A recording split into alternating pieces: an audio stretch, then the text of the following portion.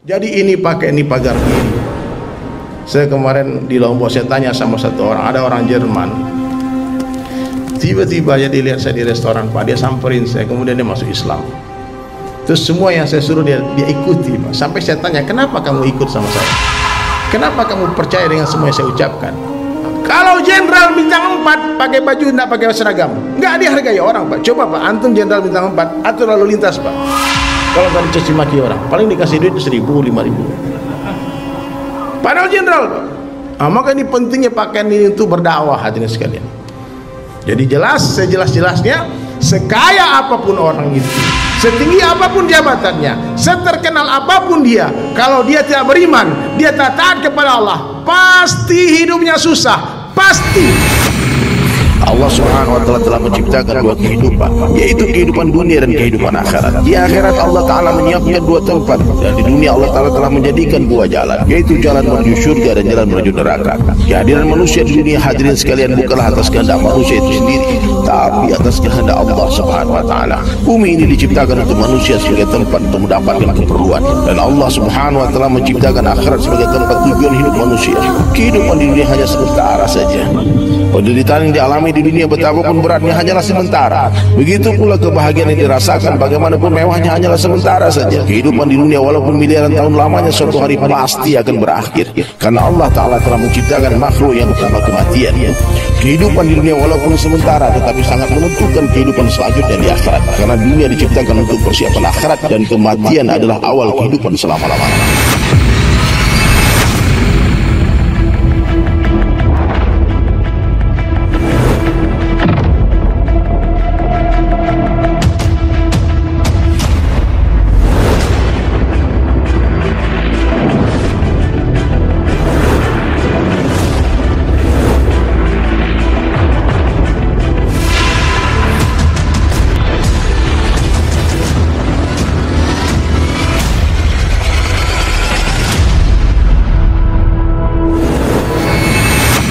Jadi ini pagar diri, Pak.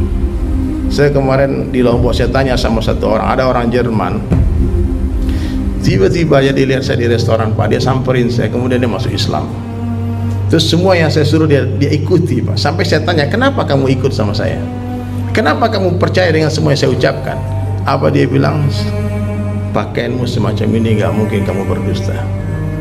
Padahal hadirin mulia, ini bukan pakaian, ini pakaian jenderal sebetulnya, Pak. Ini kopral, kopral pakai baju jenderal, emang nggak aneh, Pak. Tapi meskipun satpam, kalau pakai baju mirip baju polisi, Pak, dak-dik duk jantung kita lihat, Pak.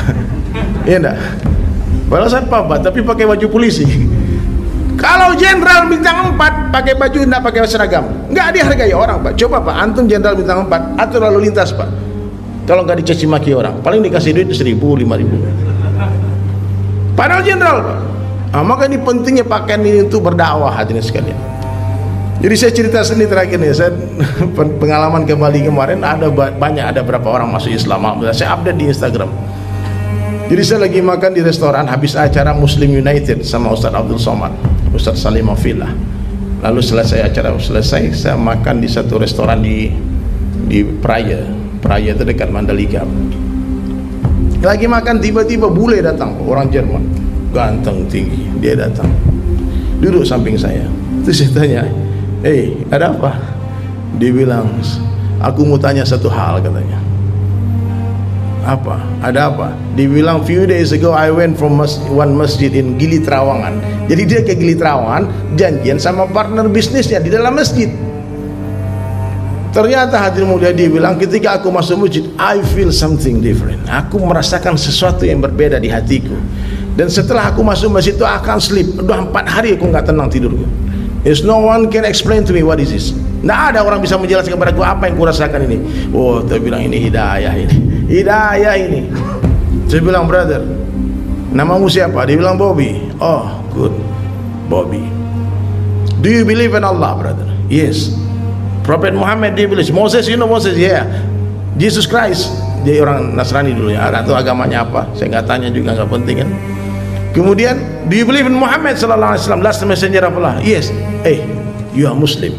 Wait. Saya berdiri, saya panggil semua orang yang ada di restoran. Hey, semua tamu-tamu restoran, mau nggak kalian bersaksi bantu saya merapat ke sini? Ada satu orang Allah hantar untuk memeluk Islam. Ini sebule bingung Pak. Tiba-tiba ramai orang ngurumunin dia. Saya bilang, now you shake my hand brother.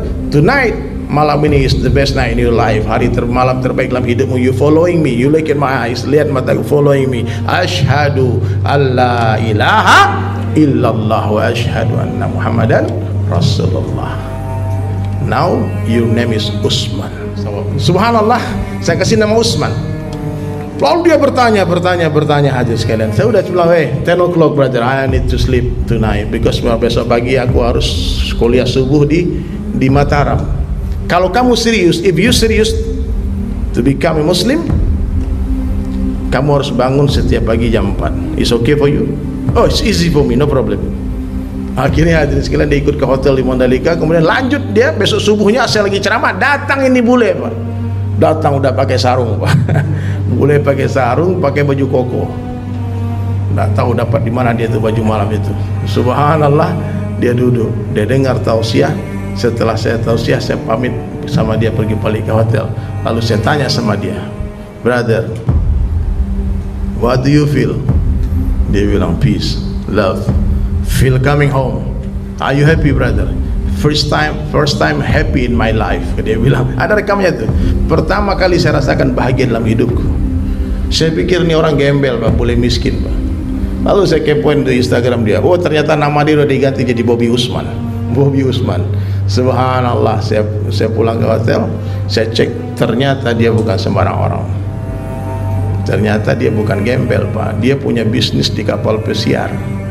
Dia orangnya tinggi ganteng, dia punya satu bis party lah, party gitu, yang private party itu di Gili Trawangan ada villa. Itu nggak mungkin semua orang ini pasti miliuner nih. Gara-gara pandemi bisnis dia mungkin nggak berjalan ya. Subhanallah. Dan dia satu postingannya dia di kerumuni ada puluhan wanita-wanita cantik, supermodel dengan minuman khamar di tangannya semuanya. Dan ternyata benar Pak, dunia ini tidak bisa mendatangkan ketenangan. Orang yang kaya raya semacam itu, orang yang dikelilingi wanita-wanita cantik semacam itu, dia katakan first time happy in my life. Ternyata selama dia bermaksiat, dia tak rasakan kebahagiaan. Jadi sejelas-jelasnya, sekaya apapun orang itu, setinggi apapun jabatannya, seterkenal apapun dia, kalau dia tidak beriman, dia tak taat kepada Allah, pasti hidupnya susah. Pasti. Jadi kalau ingin bahagia, nggak perlu harus kaya dulu Pak. Taati Allah dan Rasulnya. Maka dalam satu hadis qudsi Allah jelaskan, sekiranya kalian semua mendapatkan aku, kata Allah, kalian akan dapatkan segala-galanya. Tapi apabila kalian kehilangan aku, kalian akan kehilangan segala-galanya. Tidak masalah kita kehilangan seseorang karena Allah, jangan sampai hilang Allah karena seseorang. Tidak masalah kita kehilangan pekerjaan karena Allah, jangan sampai hilang Allah karena pekerjaan. Hilang pangkat dan jabatan karena Allah, tidak masalah, jangan sampai hilang Allah karena itu semua. Karena dunia tak lama Pak, dunia sebentar lagi. Satu persatu teman-teman kita, jamaah masjid kita pergi meninggalkan kita. Saya jamaah masjid ini udah berapa yang meninggal, yang saya tahu, dapat kabar dari WhatsApp. Innalillahi wa inna ilaihi. Dan sebentar lagi kita Pak, saya minta maaf nih, kalau saya perhatikan wajah jamaah-jamaah ini Pak, kayaknya nggak lama lagi. Nah ini mohon maaf ya, nggak sampai 100 tahun lagi nampak. Mudah-mudahan sampailah kita agak berapa umur Ustaz ya, tapi jangan terlalu lama juga lah. Hidup di dunia ini susah. Dunia bukan tempat tinggal, dunia tempat meninggal. Allah Ta'ala sayang kepada kita, umat Rasulullah. Kenapa? Buktinya apa? Allah tak berikan kita umur yang panjang seperti kaum terdahulu. Umur umatku, kata Nabi, 60-70 tahun. Kenapa? Allah tidak ingin melihat kita terlalu lama menangis di dunia. Allah tak ingin melihat kita terlalu lama bersusah payah di dunia. Karena dunia tempat susah payah. Kalau kita tidak mau bersusah payah menuju surga, pasti kita akan bersusah payah menuju neraka. Pasti Pak. Jangan dipikir Fir'aun tidak susah payah Pak, dia susah payah juga. Tapi semua pengorbanannya, semua susah payahnya, semua tangisannya, bahkan dia dibenamkan di Laut Merah, membawa dia ke dalam azab Allah selama